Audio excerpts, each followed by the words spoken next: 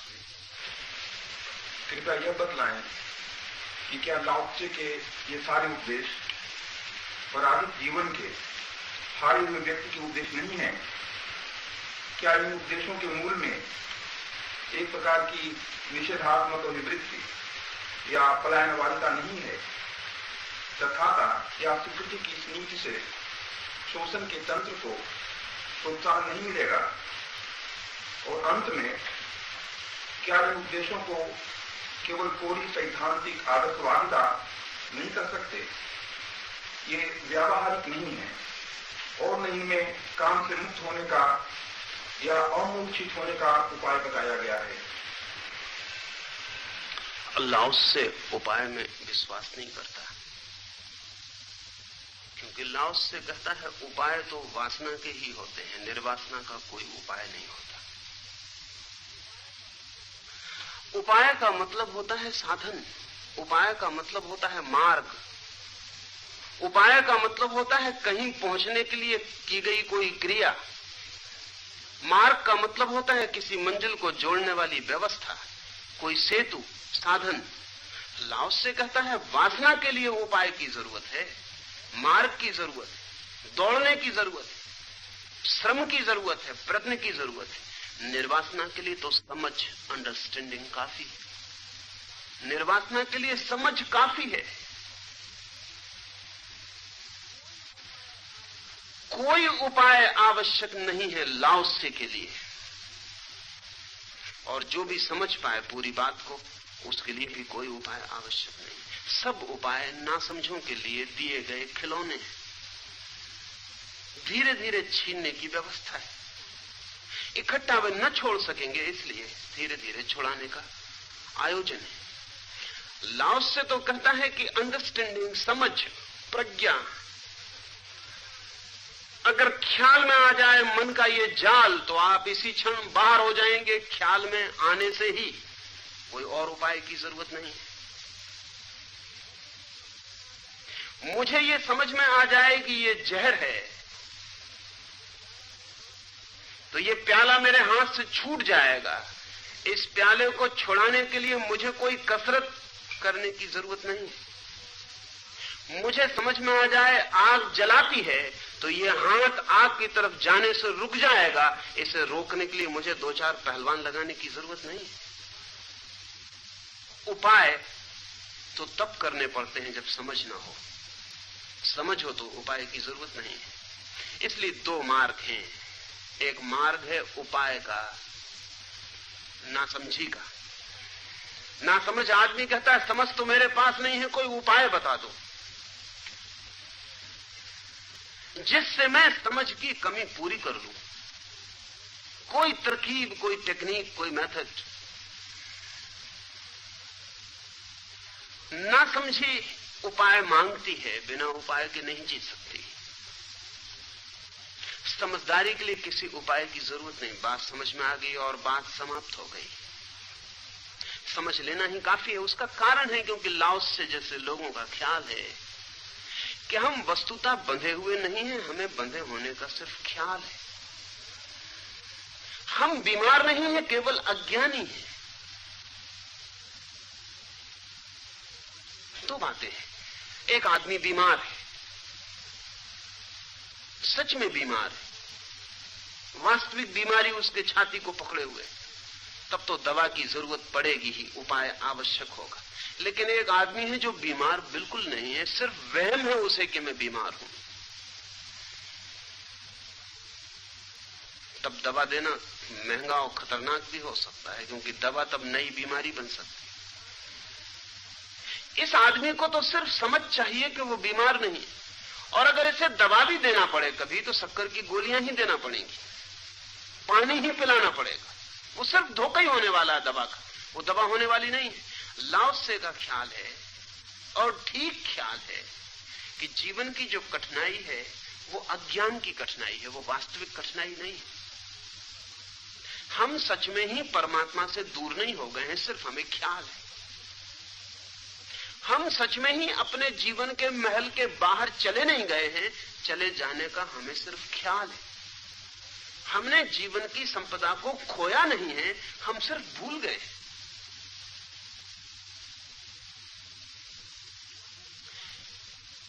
अगर ये बात है तो लाओस से कहता है उपाय का क्या जरूरत है, उपाय का कोई सवाल नहीं, समझ पर्याप्त होगी, समझ ही उपाय है।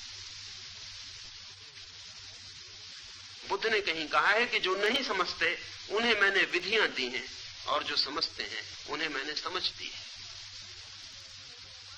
जो नहीं समझते उन्हें मैंने उपाय दिए हैं कि तुम ऐसा ऐसा करो तो हो जाएगा, जो समझते हैं उन्हें मैंने समझा दिया है। बात समाप्त हो गई।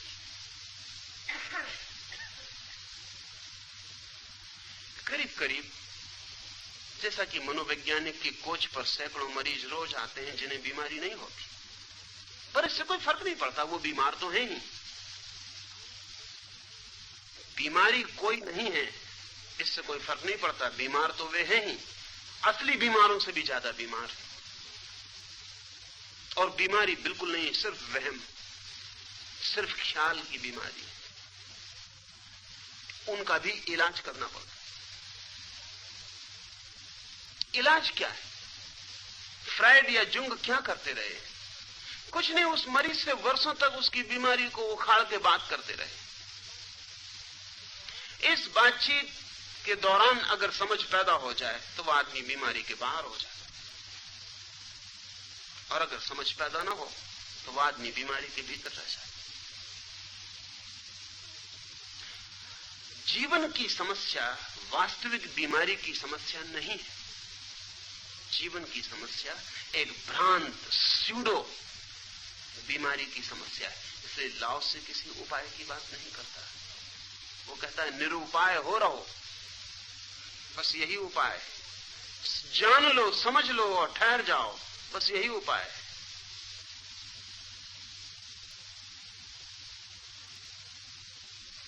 लाओस से की बात किसी हताशा, किसी पराजय की बात भी नहीं है। ये बहुत मजे की बात है, ये समझनी चाहिए, ये सदा मन में उठती। लाओस से जैसे व्यक्तियों की बात सुनकर ऐसा लगता है एस्केपिस्ट, पलायनवादी हैं, कहते हैं कुछ चाहो मत। नहीं चाहेंगे तो बढ़ेंगे कैसे? यद्यपि चाहकर कितने बढ़ गए हैं इसका कोई हिसाब रखा?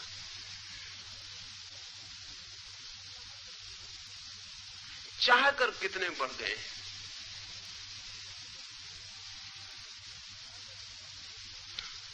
अल्डस हक्सले से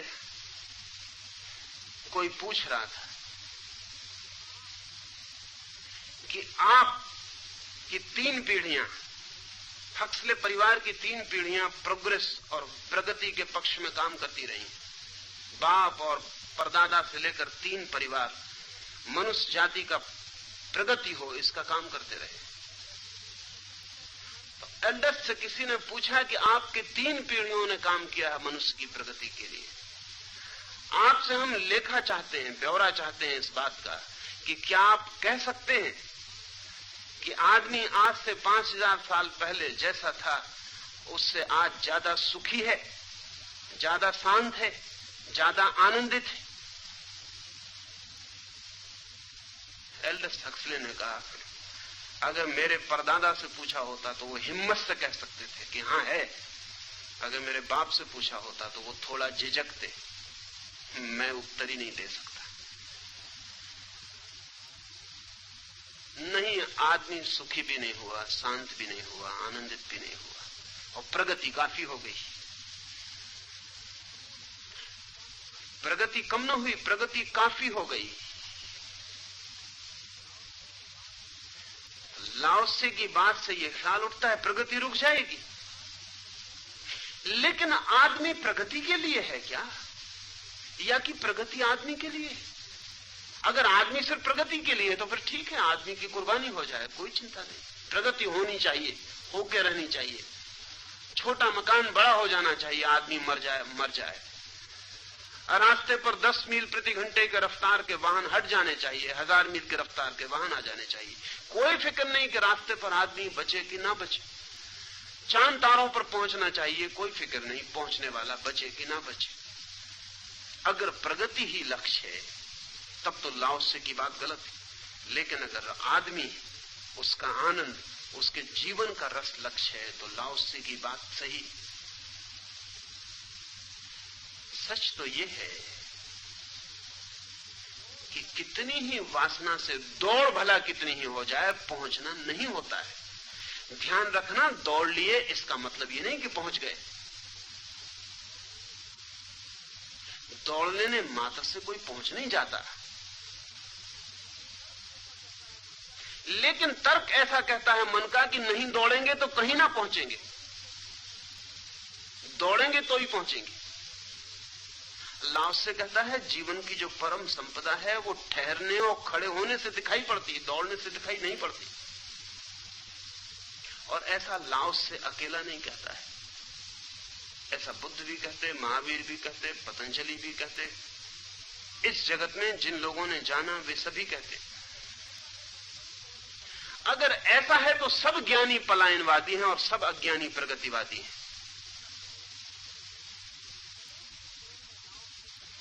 एक भी ज्ञानी लाओ त्से से भिन्न नहीं कहेगा। फिर यह भी मजे की बात है कि ये सब अज्ञानी जो प्रगति करते हैं, घूम के आज नहीं कहीं किसी न किसी लाओ त्से के चरण में जाते हैं कि शांति चाहिए। लाओ त्से कभी इन अज्ञानियों के चरणों में कभी नहीं गया कि शांति चाहिए। प्रगतिवादी सदा ही किसी दिन पलायनवादी के चरण में बैठ जाता है कि मुझे शांति दो। वो पलायनवादी कभी किसी प्रगतिवादी के पास पूछने नहीं जाता कि तुम्हें बड़ा आनंद मिल गया, थोड़ा आनंद मुझे भी दो। निरपवाद रूप से ऐसा क्यों होता है? लाओ त्से के पास भी आंखें हैं, बुद्ध के पास भी आंखें हैं, उनको भी तो दिखाई पड़ेगा कि प्रगतिवादी आगे पहुंचा जा रहा, हम भटक गए। लेकिन ऐसा कभी नहीं होता कि बुद्ध उनके पास आए पूछने, वही प्रगतिवादी जाता है लौट लौट के पूछने कि मेरा मन बड़ा आसान, बड़ा पीड़ित हूं, बड़ा परेशान। नहीं, पलायन से नहीं। स्थिति कुछ ऐसी है, शब्द से कुछ खतरा नहीं है, लेकिन शब्द के कनोटेशंस। घर में आग लगी है और अगर मैं घर के बाहर भागने लगूं और आप कहें कि पलायनवादी हो, भागते हो घर के बाहर, तो एक अर्थ में शाब्दिक तो ठीक ही है, पलायन है।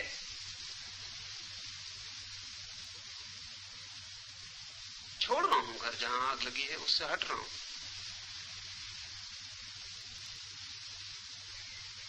लेकिन आग लगे घर में रहना समझदारी नहीं है। आग लगे घर में रहना अगर समझदारी है तो जब कोई हॉर्न बजा रही हो ट्रक, तो उसके सामने खड़े रहना बहादुरी है। जो हटता है हॉर्न सुन के, एस्केपिस्ट, भाग रहे हो, ये तो अवसर है परीक्षा का कि जब हॉर्न बज रहा है ट्रक का, तब खड़े रहो भाई। हिम्मत खो रहे हो, साहस कम कर रहे हो।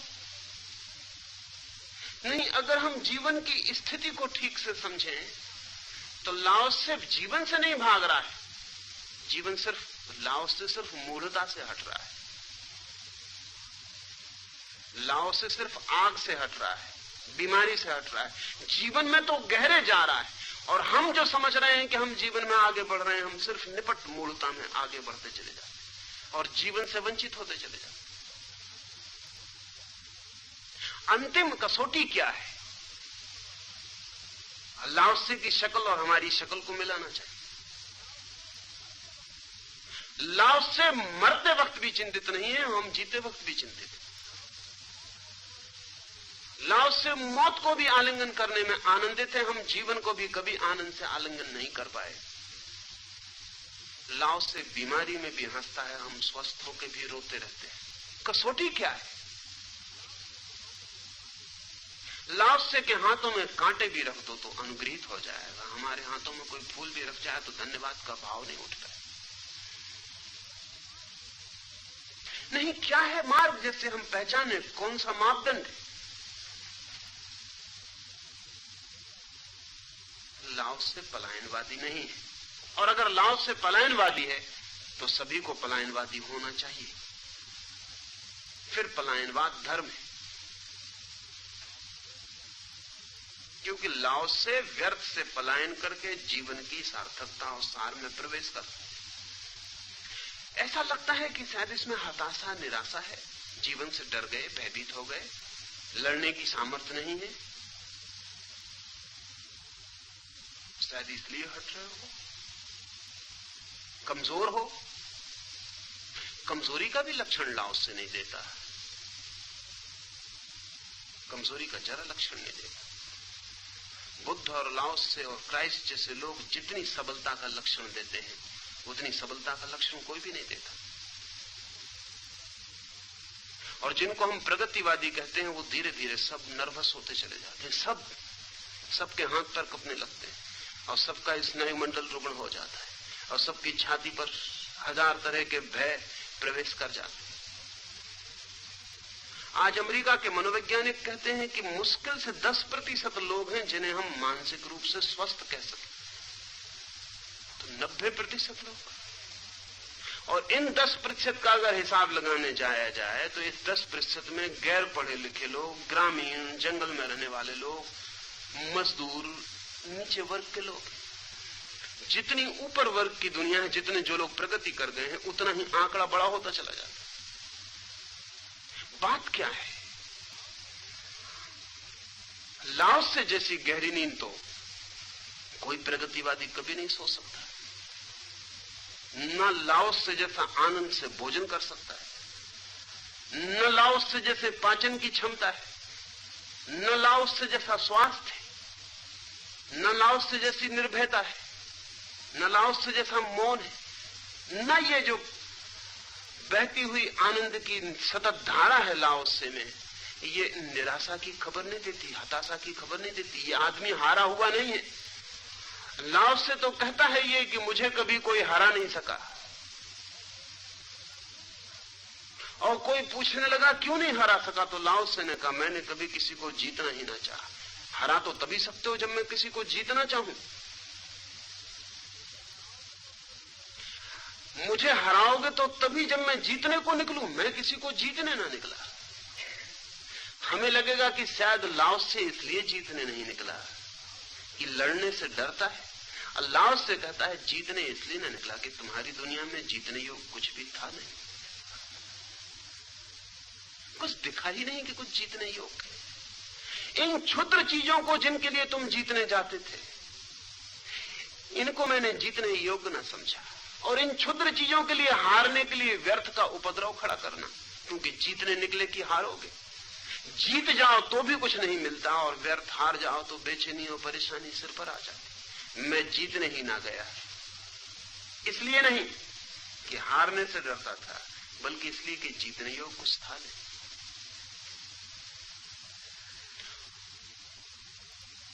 ये जो हमें हमारे मन में जो सवाल उठता है बिल्कुल स्वाभाविक है। हमें लगता है कि ये तो एक पेसिमिस्ट, दुखवादी का दृष्टिकोण है। लेकिन दुखवादी को दुखी होना चाहिए ना।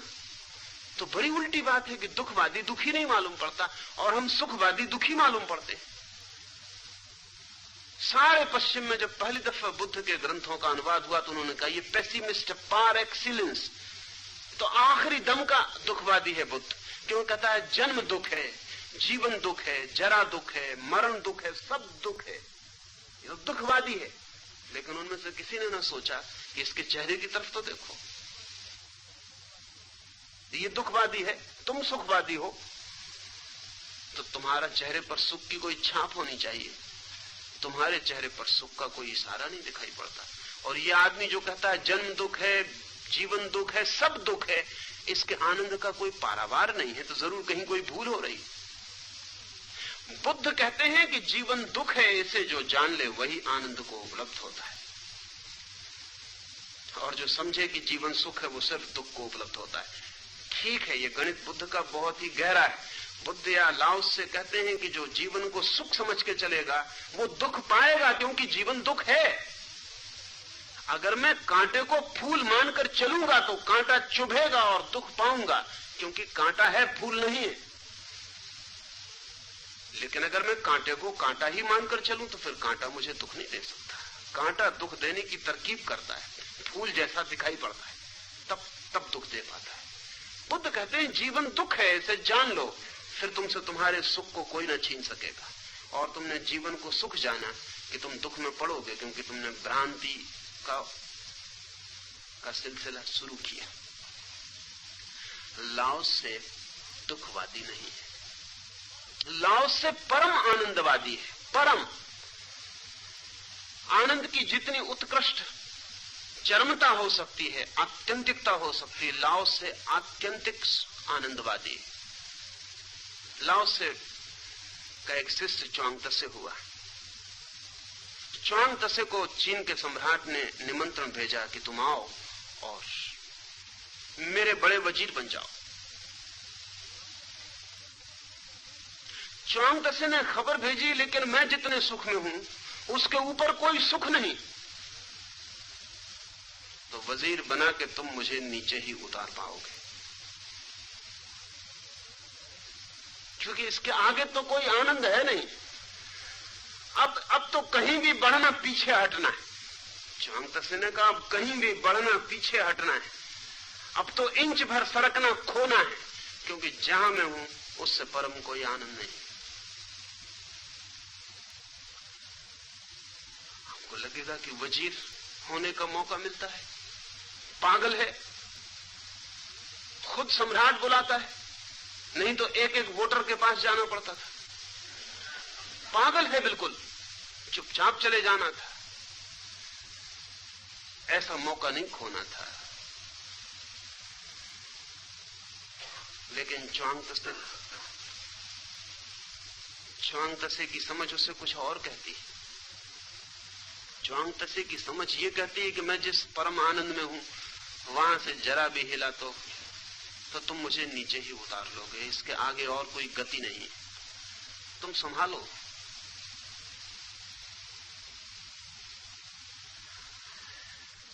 लाओस से या च्वांग तसे या कोई और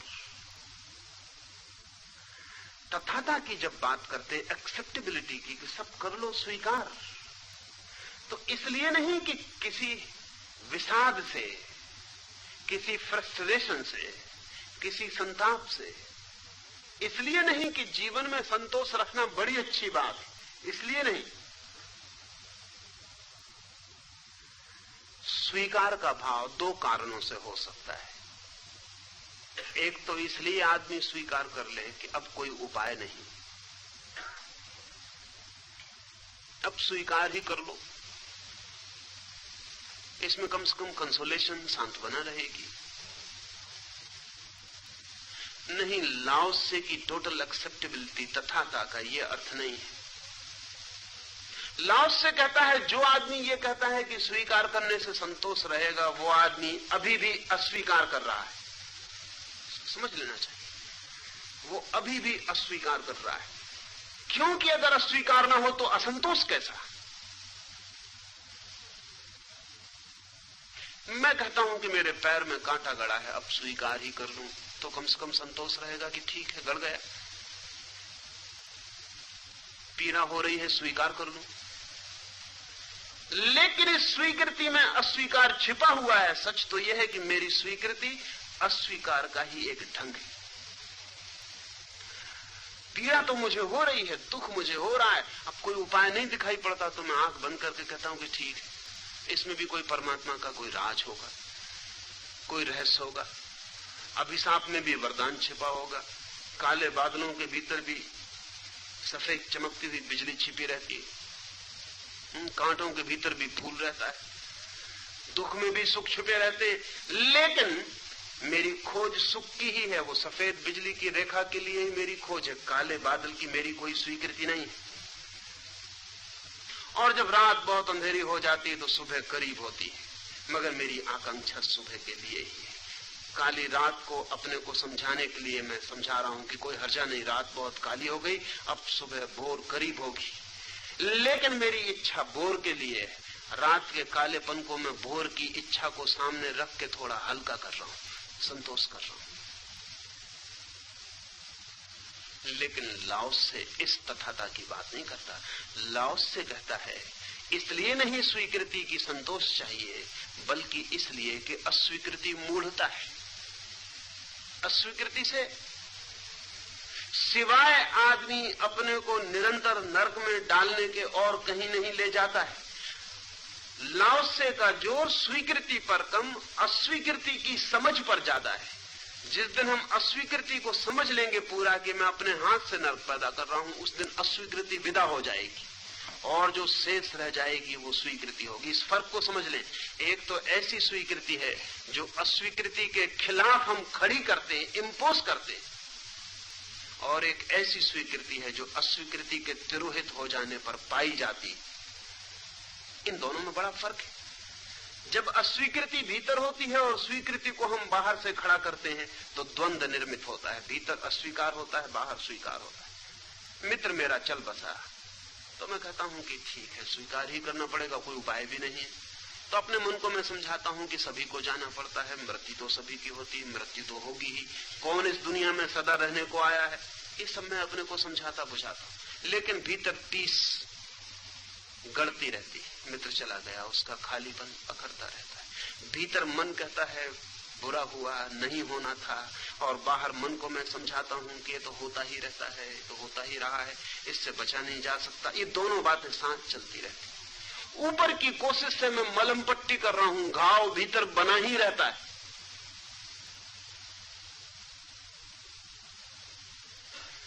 लाओस से इस तरह की स्वीकृति तथाता के लिए नहीं कह रहा है। लाओस से कह रहा है कि मैं ये नहीं कहता कि मैं दुखी हूं मेरे मित्र के मर जाने से, मैं तो सिर्फ आश्चर्यचकित हूं कि इतने दिन जिए कैसे। मैं सिर्फ आश्चर्यचकित हूं इतने दिन जिए कैसे। जीवन बड़ी असंभव घटना है, मौत बड़ी सहज घटना है। मौत को आश्चर्य नहीं कहा जा सकता, जीवन आश्चर्य है। ये आश्चर्य। लाओस से कहेगा इतने दिन जिए कैसे, आश्चर्य। च्वांगतसे का मैंने नाम लिया, च्वांगतसे की पत्नी मर गई तो सम्राट गया धन्यवाद देने, तो वो खंजड़ी बजा रहा था अपने द्वार पर बैठकर। सुबह पत्नी को विदा किया, 12 बजे खंजड़ी बजाता था, पैर फैलाए हुए था, गीत गाता था। सम्राट थोड़ा झिझका, वो तो तैयार होके आया था, जैसा कि जब भी कोई किसी के घर मर जाता है तो लोग तैयार होके आते हैं, क्या कहना क्या पूछना, सब तैयार होता है। बिल्कुल रिहर्सल 2 दफे घर में करके आते, क्या कहेंगे, क्या उत्तर देगा, क्या जवाब होगा, सब पक्का ही है। और जो 2-4 अनुभवी हैं, 2-4 को विदा कर चुके हैं, वो तो बिल्कुल पक्के, उनको तो कोई जरूरत ही नहीं, उनको डायलॉग बिल्कुल याद ही होता है।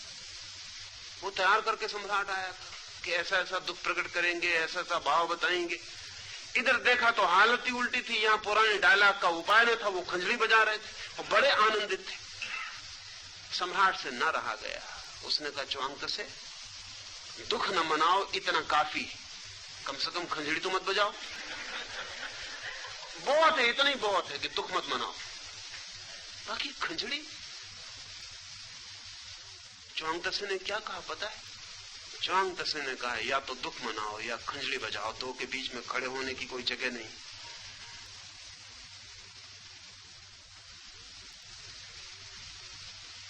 दो के बीच में खड़े होने की कोई जगह नहीं। और दुखी मैं क्यों हूं?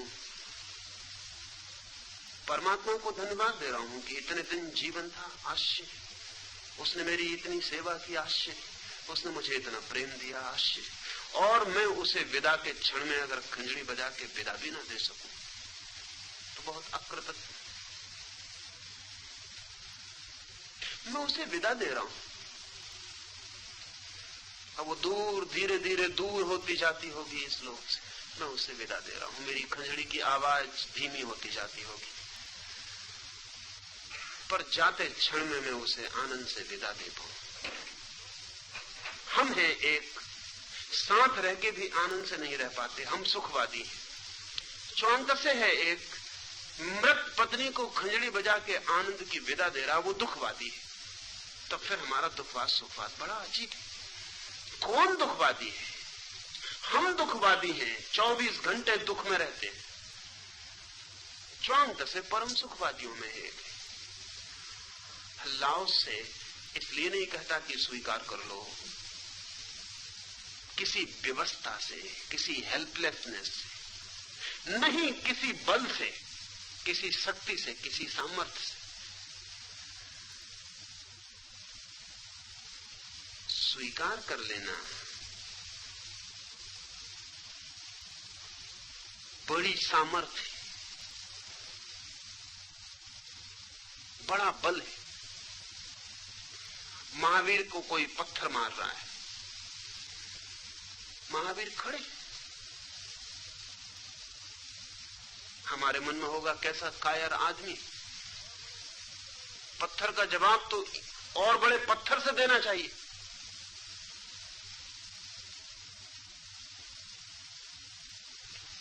लेकिन महावीर खड़े किसी कायरता से नहीं, किसी परम शक्ति के कारण।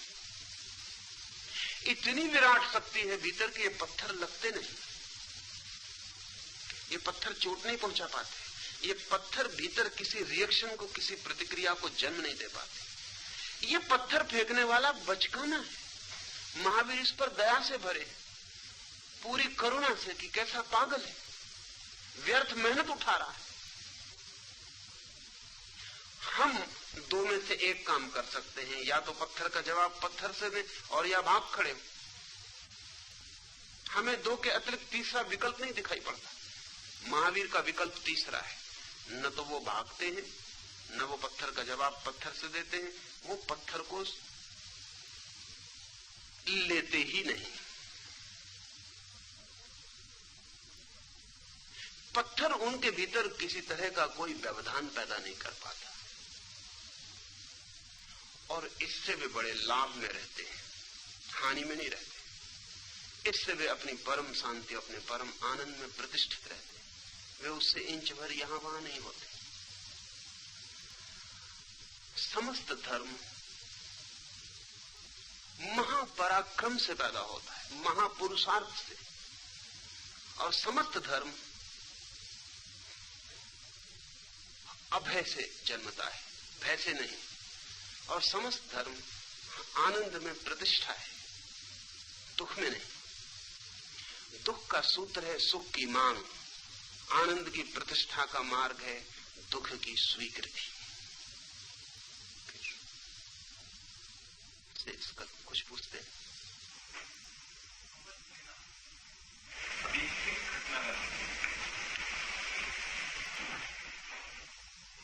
जो भी जीवन में हो रहा है वो दो ढंग से हो सकता है, बिना समझे, समझकर। उदाहरण से समझें तो आसानी होगी। आपने मुझे दी गाली, मुझे आया क्रोध। क्या मेरा क्रोध आपकी गाली से एकदम पैदा हो जाता है, या इन दोनों के बीच में समझने की भी कोई घटना घटती? क्या जब आप मुझे गाली देते हैं तो मैं समझने की कोशिश करता हूं कि मेरे भीतर आपकी गाली से क्रोध क्यों पैदा हो रहा है? क्या मैं भीतर लौट के देखता हूं कि क्रोध पैदा होना चाहिए, नहीं होना चाहिए? क्या मैं भीतर देखता हूं कि क्रोध क्या है? अगर ये मैं कुछ भी नहीं देखता, आपने गाली दी और मैंने क्रोध किया, और इन दोनों के बीच में मेरी समझ के लिए कोई अंतराल न रहा, कोई जगह न रही, उधर गाली, इधर क्रोध, उधर दबाई बटन और मैं भपका, तो फिर मैं यंत्र की तरह व्यवहार कर रहा हूं। ये व्यवहार नासमझी का व्यवहार है। अगर आपने दी गाली, मैंने समझा कि क्या उठता मेरे भीतर, क्यों उठता मेरे भीतर, गाली मुझे कहां छूती, किस घाव को स्पर्श करती, किस जगह गड़ती, क्यों गड़ती, गाली में ऐसा क्या है जो मुझे इतना आंख से भर जाता, गाली में ऐसा क्या है जो मुझे इतना जहरीला कर देता। ये सब मैंने समझा और फिर देखा इस जहर को, इस उठते क्रोध को, इस आग को, पहचाना कि ये क्या है। तो जो मैं करूंगा वो समझ होगी। और मजे की बात यह है कि क्रोध केवल नासमझी में किया जा सकता, समझ में नहीं किया जा सकता।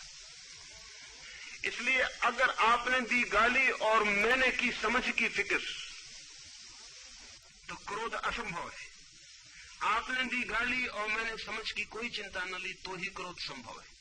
इसलिए लाओस से जैसा आदमी कहेगा क्रोध को हटाने की उपाय की कोई भी जरूरत नहीं, कोई विधि की जरूरत नहीं, कोई मंत्र तंत्र की जरूरत नहीं, कोई ताबीज बांधने की जरूरत नहीं, कोई कसम, कोई प्रतिज्ञा, कोई व्रत लेने की जरूरत नहीं। क्रोध को समझ लो और क्रोध असंभव हो जाएगा। अभी एक पश्चिमी मित्र को मैं ध्यान करवा रहा हूं, वो यहां मौजूद है। क्रोध उनकी पीड़ा है, भारी, किसी पर निकलता है। तो उन्होंने कहा है कि 3 दिन से वो एक तकिए को लेकर उस पर क्रोध निकाले। पहले वो बहुत हैरानी में हुए, उन्होंने कहा आप क्या पागलपन की बात करते हैं, तकिए पर? मैंने कहा तुम शुरू करो, क्योंकि जब तुम आदमी पे निकाल सकते हो तो तकिए पे निकालने में बहुत ज्यादा पागलपन नहीं है। आदमी पर निकाल सकते हो, उसमें कभी पागलपन नहीं दिखा, तो तकिए पे निकालने में उतना पागलपन कभी भी नहीं है। कोशिश करो।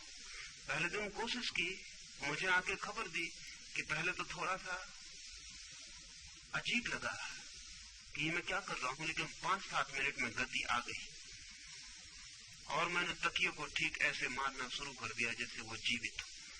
और न केवल जीवित बल्कि थोड़ी ही देर में मेरी जिस व्यक्ति से सर्वाधिक शत्रुता रही है, तकिया उसका ही रूप हो गया।